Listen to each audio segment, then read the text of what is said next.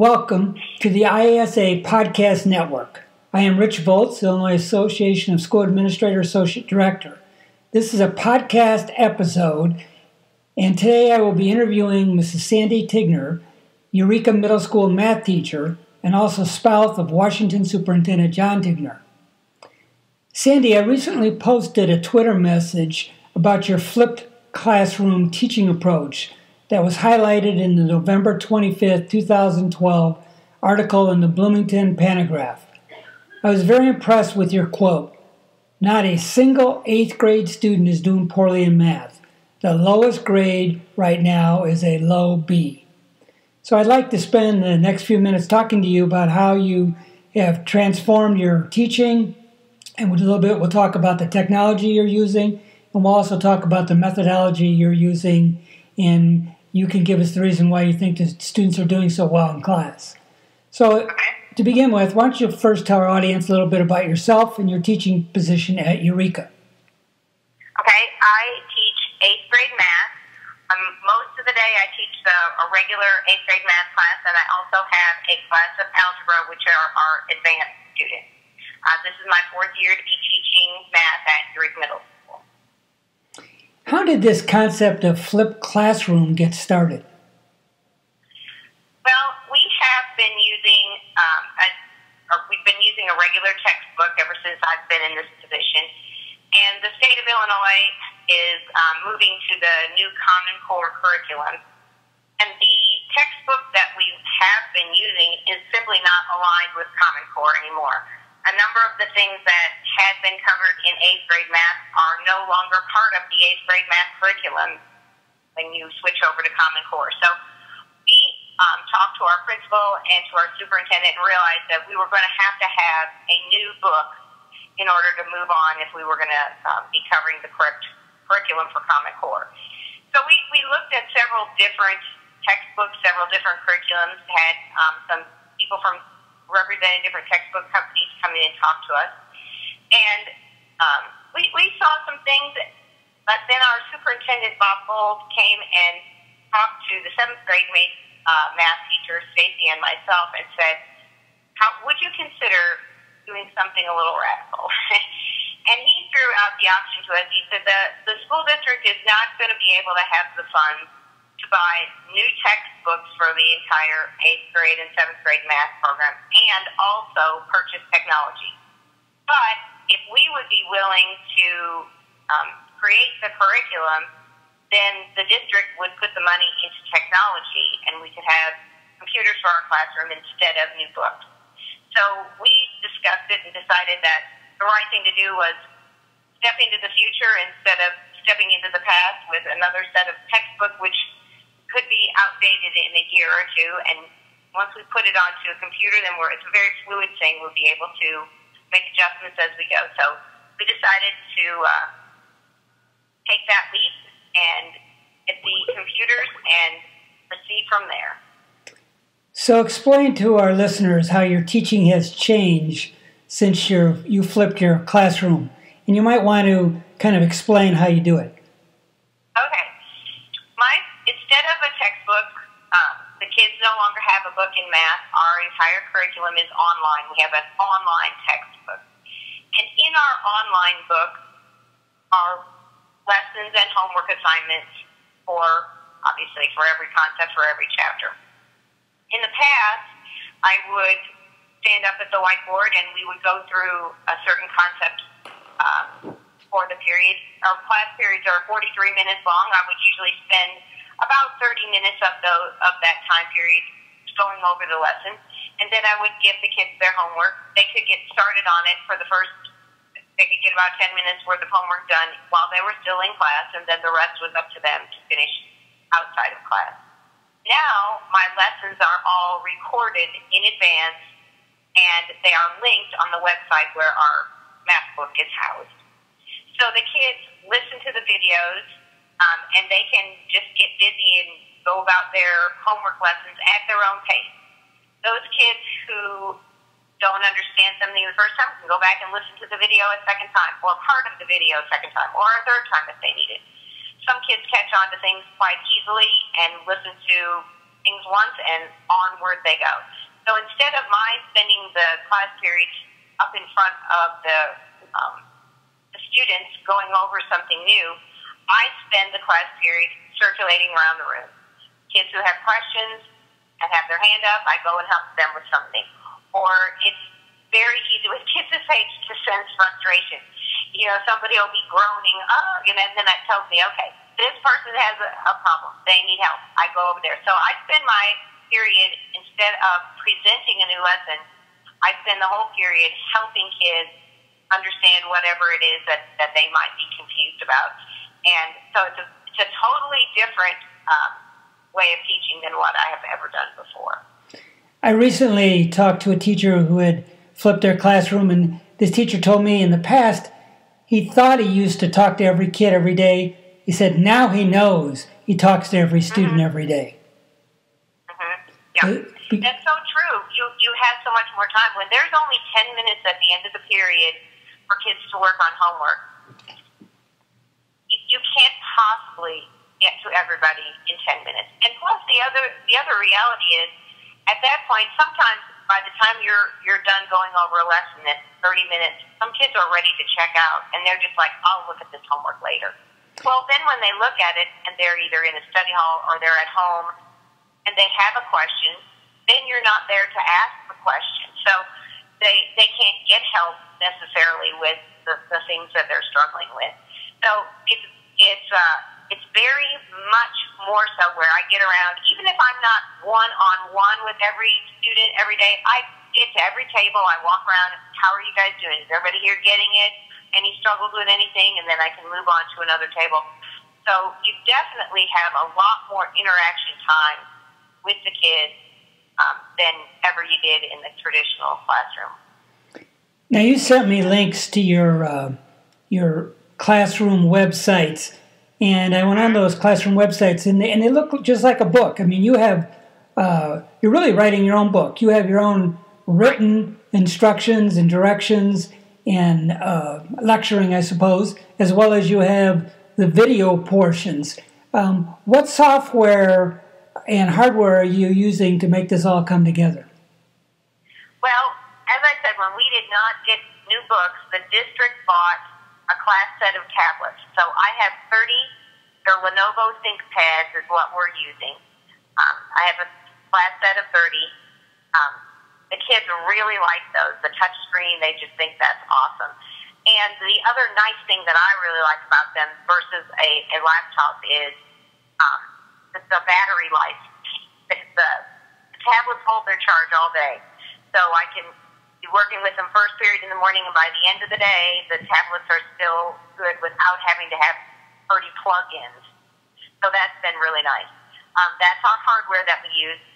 And the website that I use is Wix, W-I-X, and I've created everything on that website is all free. I haven't paid for any of it, so that's been really nice. That site is completely free for anybody to use and set up whatever they want, and in my case, I set up a book on there. I have my videos, my instructional videos have all been made with a program called Show Me, and I have an iPad, and I've made all those instructional videos on that. Once again, a free website, a free app, so I don't pay anything to get that done. And then we use IXL for a lot of good majority of our homework. And that is something the district has to pay for, but it's relatively inexpensive. I don't know the exact cost of it, but I think it's less than $10 per student per year. So it's pretty inexpensive to have any of either those programs are free or inexpensive. So the real cost to the district came in purchasing those tablets. Well, I know you must be spending a lot of time outside of school day making these video lessons. How much has this added to your teaching load, and has it been worth the effort? Well, to be honest with you, if I were doing this for 1 year, it would not be worth the effort. It is a huge time commitment. I figure by the time that it's done, I will have spent at least 400 hours per course, and I'm doing 2 different courses this year. So I spent most of my summer, I spend most of my weekends working on getting the the chapters written and all the videos made and all the links connected and so forth. It's a huge time commitment. I think that next year and the year after, that's when I'm going to get the big payoff. It will be worth it. It is nice to have something that is so easily changed. As we're going through this year, I'm learning there are some things that haven't been perfect. Some things I need to modify a little for next year. And, I won't have to rewrite an entire book. I'll just have to either make one new video or eliminate one homework assignment or whatever. So in the end, I think it's going to be hugely worth the effort. But initially, it is a very big time commitment. I guess the thing that impressed me the most was your quote in the paper when you said the lowest grade right now is a low B. So what do you attribute to your student academic performance? Well, I must say that was a little earlier in the year, and I do have a few students who have fallen below that now. However, it's still been more successful. One of the reasons that they're doing well this year is because of the way the whole homework situation is. In the past, I give a homework assignment, kids go home, and those kids who really want to do it and learn it right, usually get it done. There's always a certain element of kids just fill something out just so that it's been completed. This year, with our most of our homework is on a website called IXL, just those three letters, IXL.com. And on IXL, the students gain points for every question they get correct, and they also lose points for every question that they answer incorrectly. So it's not a website where kids just want to just guess and get it done. It's not possible to guess and get it done. You have to understand something in order to keep moving along. Every assignment on IXL is worth a maximum of 100 points. So every time, if they get one right, and they're now at 10 points. They get 3 or 4 right, they're now at 27 points. As they're going along, they can see the exact score they're earning. It's not like a worksheet in another class where they fill it out, turn it in, and they don't know before it comes back to them what the grade is going to be. They know all along. They can constantly see how they're doing, how the progress is going. And they're very motivated to get the answers correct because if they miss a problem, it deducts points from their score. I have set as a minimum acceptable score for the kids 80%. They have to get at least 80 out of 100 points before the assignment is considered to be complete. So there's no way to get 80 points by just randomly throwing out any answers. Most of the problems are not multiple choice. Some are, but a lot of them are not. The kids actually have to figure something out and enter an intelligent answer in there. And so they really have to think through their homework every day. And I think that, in the end, leads to them getting a better understanding of what they're doing. They're not just completing it. They have to complete it correctly. Well, obviously the students have the notebooks when they're in class. What about the ability to do this work outside of class at home, either to listen to your lecture again or to do some of this homework on IXL? The website is available from any computer that has internet access. So most of our students do have internet at home. There is a link to both websites from our school's homepage, so it's very easy for the kids to listen to the lectures or do their homework at home. A lot of the kids at our school also have a study hall in the afternoon. They can work on their math in a study hall. And if they don't have internet at home, we encourage them to be sure that they do have a study hall in their schedule. We also have, before school and work, we have what we call homework club after school. They can stay till 4 o'clock any day. So if anybody needs extra time on a computer, they can also stay in during recess if they have something they need to finish up. So there are opportunities for them at school to spend extra time on the computer.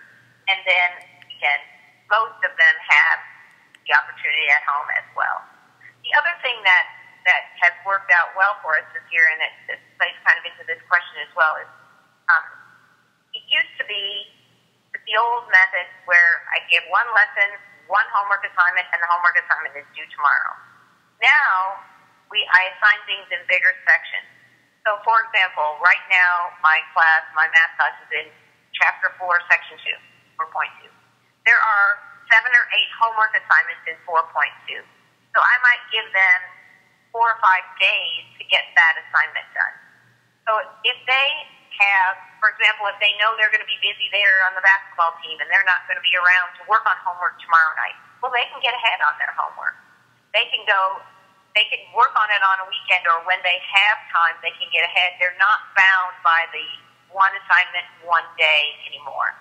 And so that does give them quite a bit of flexibility. If they know they're going to be away from internet access for a few days, well, they have the opportunity to get ahead, and that alleviates some of the problems that might be associated with, well, I can't get to a computer tonight.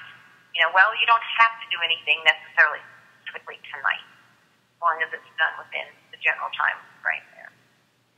Well, in Illinois, we're going to this new teacher evaluation system. It's based on the Danielson Frameworks for Teaching.